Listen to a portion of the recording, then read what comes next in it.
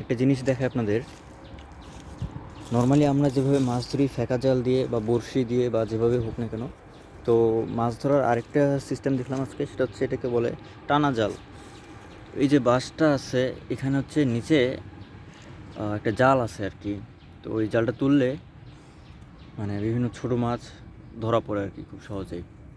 এবং সবচেয়ে ইন্টারেস্টিং একটা বিষয় দেখাই, সেটা হচ্ছে এখানে কিছু মাছ ধরা আছে,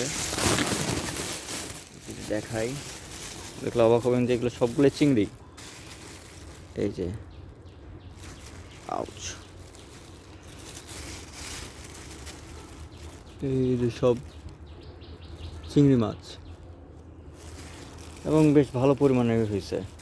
তো এটার নিয়ম হচ্ছে নর্মালি 1-1.5 ঘন্টা পর জালটাকে উঠাইলে একটা ভালো অ্যামাউন্ট মানে ভালো পরিমাণের মাছ পাওয়া যায় আর কি। তাহলে এখন যদি আমরা জালটাকে তুলি, দেখা যাক কী পরিমাণ মাছ আমরা পাই। সো এই হচ্ছে সেই জাল। ও, এখানে আমরা একটা তেলাপিয়া দেখতে পাচ্ছি। এই যে এখানে নর্মাল মাছগুলো আটকে থাকে, এই যে চিংড়ি।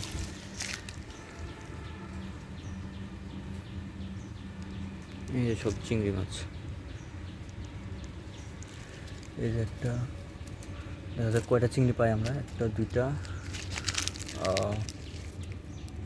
3, 5, 6,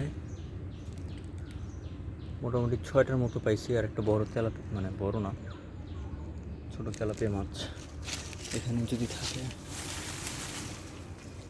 না, এখানে নেই। তাহলে এখানে আমরা 6টা চিংড়ি পাইলাম আর একটা ছোটো সাইজের তেলাপিয়া পাইলাম। এই হচ্ছে টানা জাল। That's it.